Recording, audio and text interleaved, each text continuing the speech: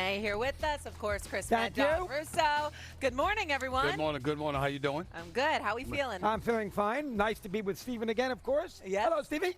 What's going on? These two act like they haven't seen each other in a while. Yeah, he kept me up late last night. Kept me up late. They've been a little quiet this morning. We have a big show for you today. Cam Jordan's going to stop by. Peter Schrager, Marcus Spears. We'll discuss football and beyond, but we got to start in the NBA and that huge trade that happened yesterday. Remember, trade deadline is tomorrow, but yesterday the Clippers made a move, trading 11-time All-Star James Harden to the Cavaliers for Darius Garland and a second-round pick. The news broke less than 24 hours after it was reported that LA was working to trade Harden before the deadline and that the team and Harden were aligned in that decision. However, Harden denied that he asked to be traded. He elaborated by saying this to Ramona Shelburne on his Clippers departure. Quote, maybe we just don't see a future with each other. Maybe we just outgrew each other. Whatever the case may be, I feel like other situations were not like that. And that's why I can respect Steve and Elle and TL and T. Lou, because they didn't put me in a weird position as much as everybody tried to make it like that. He also added, I didn't want to feel like I was holding the Clippers up in their future. I wanted them to actually have a chance to rebuild and get some draft capital. In Cleveland, I see an opportunity to win in the East. They got a very good team, coaching staff, all of the above. As much as I wanted to stay in LA and give it a go, I've never won one before. As a basketball mind, I think we have a bit better chance. Okay, Ryan Windhorst now joins us this morning. And Wendy, we'll start with you first on this. Do you believe what James Harden is saying there in those quotes? Not really. I think what we have here is he had a contract that is an unusual contract. It's not guaranteed for next season, but he still has a player option. So he has some level of control, but he doesn't have control over the full money. So as the Clippers played brilliantly over this last 6 weeks, he gained some leverage. And he's like, hey, let's formalize this and make sure that I'm going to be around. And the Clippers were not willing to commit to that. And so he took himself off the roster and basically shut down for 2 games, and then they traded him. It was an effective usage of leverage. It's a fascinating decision by the Cavs to try to go all in on this season, colored by the fact that they have their own contractual situation with Donovan Mitchell coming up this summer. But there's something else, guys, that I am interested in, and I'm going to spend today trying to figure out. I don't know if this is James just justifying his actions here, which, look, he's trying to protect his money. Whatever he wants to do is fine. But he mentioned that he wanted the Clippers to be able to help the Clippers in their rebuild. Like I said, the Clippers just won 17 of 21 games. That is not a team that is rebuilding. But if indeed that's true, and we'll take him at his word, and this is an interview that happened late last night, and it's early this morning, and I'm going to check this out. If they're rebuilding and then they're selling other pieces, then the league is going to be calling today asking about various pieces on their team. So we'll see whether that James was being honest or not here very soon. James Harden is an 11-time All-Star, one of the most prolific scorers in the game of basketball, history. And he should be profoundly respected for his abilities on the basketball court. But that doesn't mean he can't spew some BS from time to time. And this is exactly what this is.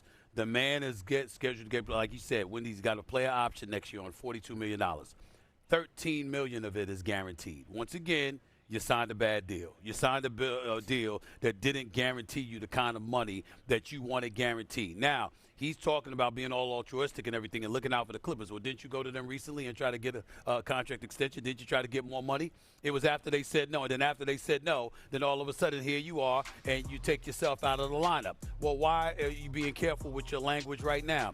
Because that's similar to what you did in Houston. It's similar to what you did in Philly. It's similar to what you did in Brooklyn.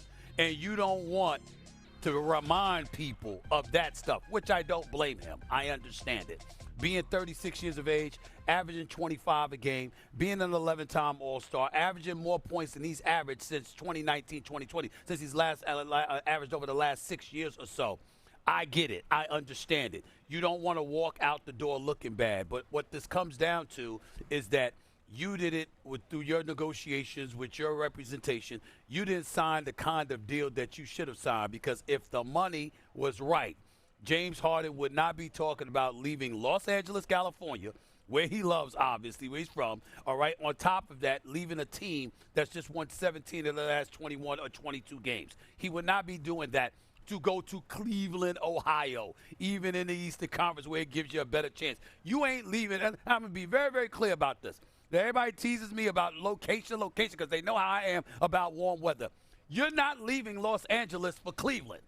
No disrespect to the city of Cleveland, the great, phenomenal fan base that they have. You're not leaving Los Angeles for Cleveland, unless you're somebody like LeBron James who left Miami to go back to Cleveland because the legacy, him being from Akron, it was a bit different. If you ain't from Cleveland, if you ain't from Akron, you ain't leaving L.A., which we in the industry call La-La, okay? We love La-La, all right? You ain't leaving that to go to Cleveland, Ohio, okay? Unless the money wasn't right.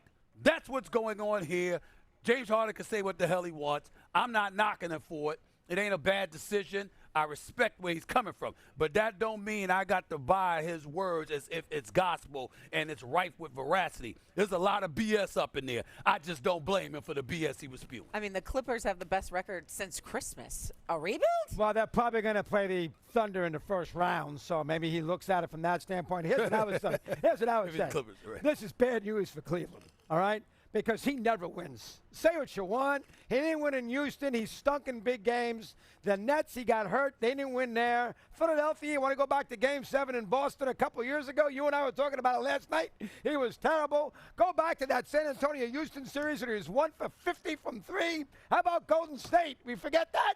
When he couldn't make a shot in the Golden 4 for 24 last year against the Nuggets in Game 7, he disappeared. So the idea that I want to go win one, you ain't winning one, all right? You're not winning with the Cleveland Cavaliers. You know I'm right. Wendy knows right. Well, you know I'm right. I don't trust the guy in a big game. I don't know that you're right because I believe in Donovan Mitchell.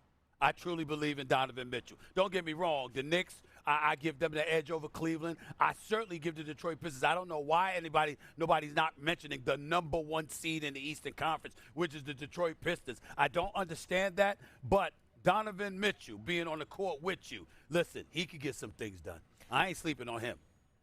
But you still got Boston. Don't forget them, Right. too. And Boston, If they're Jaylen paying them Brown. plays. Jaylen Brown, absolutely. Wendy, get in here. Go ahead. The one thing I will say about Cleveland, they have an immense investment in their front court. Evan Mobley, Jared Allen, we're talking about $300 million in those two guys.